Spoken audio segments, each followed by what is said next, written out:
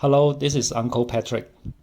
In the last episode, I shared my experience starting from planning of the trip to boarding the flight. Almost the whole process is now different from how it used to be. Now join me to continue my journey. This episode will be a short one where I will share how the experience was like on the plane. Hello, 49.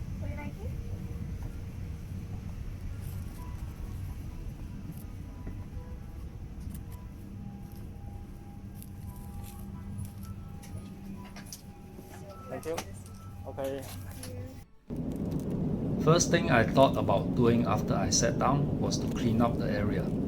Singapore Airlines is very thoughtful that they provided a care kit with a piece of service wipe, a mask, and a small bottle of hand sanitizer.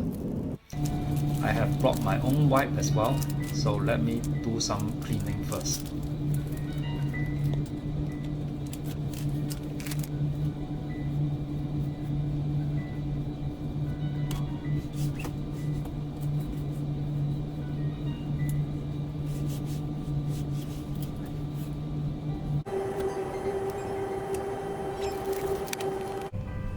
Look how empty the plane was. I think there are only about a dozen passengers in total on this flight.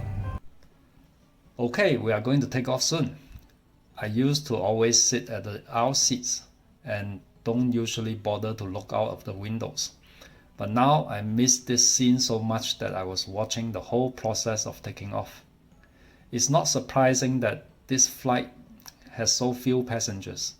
It's because the quarantine requirements for travelers from Singapore to Hong Kong was just increased from 7 days to 14 days for those fully vaccinated. Yeah, I'm finally out of the country again after 470 days. You know what? I'm going to turn off the background music so that those of you who miss the humming sound of the plane can listen and enjoy it for a while.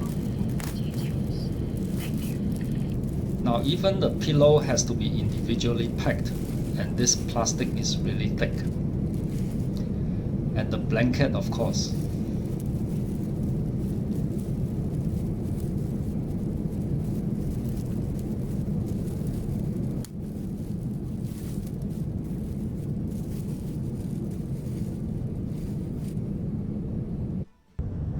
Now let's see what's on the in-flight entertainment.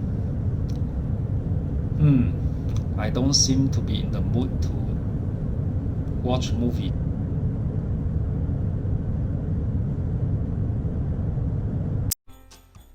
It's breakfast time now. I chose dim sum instead of the Western option. It looks pretty much the same as before. Sometime last year, Singapore Airlines was offering the public to go on board to have airplane meals, and they charged I think around 50 Singapore dollars for this type of economy class meal, and a couple of $100 for business class meals. Okay, haha, I concluded that I still don't miss the airplane food after such a long time.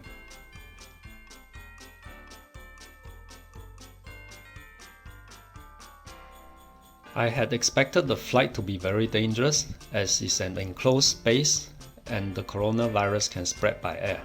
So I did some research online.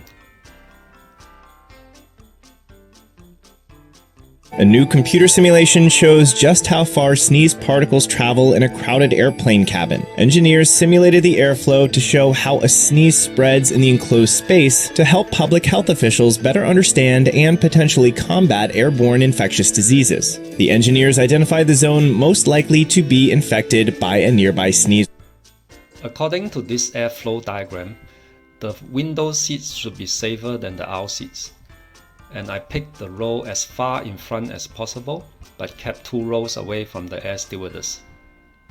In the end, the above planning doesn't really matter as I literally have the whole row of seats to myself. Notice that I was wearing an N95 mask, and I think it was an overkill for such an empty flight. Okay, after breakfast, I'm ready to take a nap.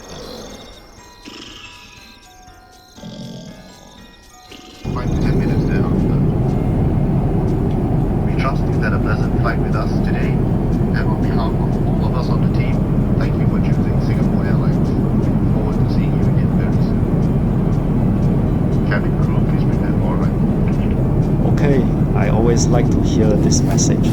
It means we are landing soon.